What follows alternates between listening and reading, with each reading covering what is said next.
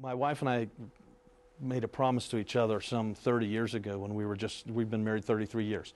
And we made a promise that we would always take our kids to Disney World because that was a way for us to just kind of build some memories. Last year, Disney World. Now there's always we have the same. They want me to be in control, so I make the plan. So anyway, we're in the park. We only get ice cream one time, because we don't need to have ice cream 3 or 4 times a day. So we have ice cream one time. The ice cream that I want to buy them, because I'm covering the whole tab, is in Adventureland. So we go to Adventureland. The reason I go to Adventureland is because it's the only place in the park that has healthy ice cream. It's yogurt with real fruit. It's a swirl. Oh, it's great. So anyway, we went. So they can get a lemon swirl or they can get a tangerine swirl, I think. So anyway, I went and bought about 4 of them. And they're standing underneath the big tree, And I walk over, and I did what I should do. I gave the first one to my wife. Because, she's put up with me for 33 years. She should get the first one. I gave the second one to my daughter and my daughter-in-law. Gave the third one to my oldest grandchild, Lee, who's 7. And then as I was turning to give the fourth one to I heard that's all I heard, And I turned back because it was Lee's voice. What do 7-year-olds do?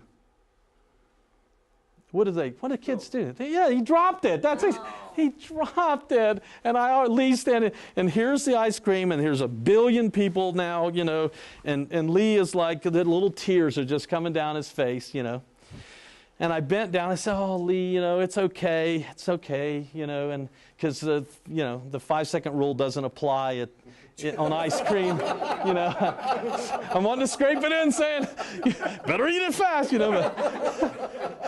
but it's ice cream, so we can't do that. But anyway, so as I bent down to help Lee, my grandson, and he was sad, this guy just appears out of nowhere.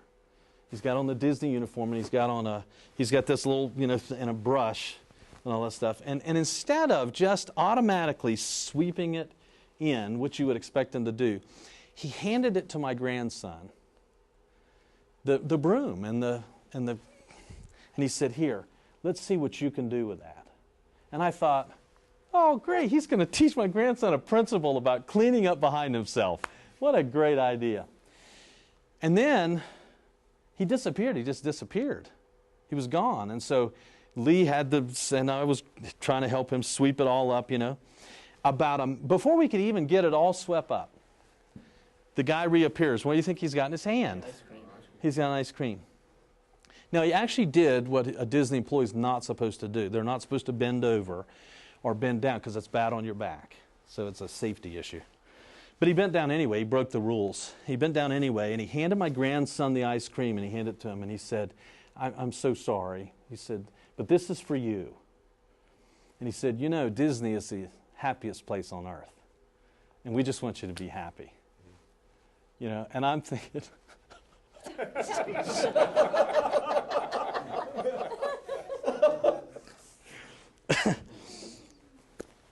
And I said, "How much do I owe you?" And he said, "You don't owe us anything." And we pretty much already cleaned it up. So he took his little spray bottle and he sprayed, And all these people are going, it's like all this is, we're like captured in time. It's like nothing else is going on around us. He sweeps, he finishes, and he's gone. Just like, I never even got his name. No, it happened really so quickly, I didn't even get his name. Now, we've been to Disney World dozens of times. And the reason that we keep spending a gross amount of money with them is because we can count on that kind of culture. See, that doesn't happen everywhere. It just doesn't happen. See, real estate is no different than that. What the message is that it's how we make people feel that causes them to want to come back to us. So even though I'll never go back and do business with that individual again, because I may never see him again, Disney created it, and because that's the way they do it, I won't be expected to do business with him again. But see, we should build a real estate company the same way so that we teach our people the kind of skills that if they understand the why, the purpose, that will create a legacy.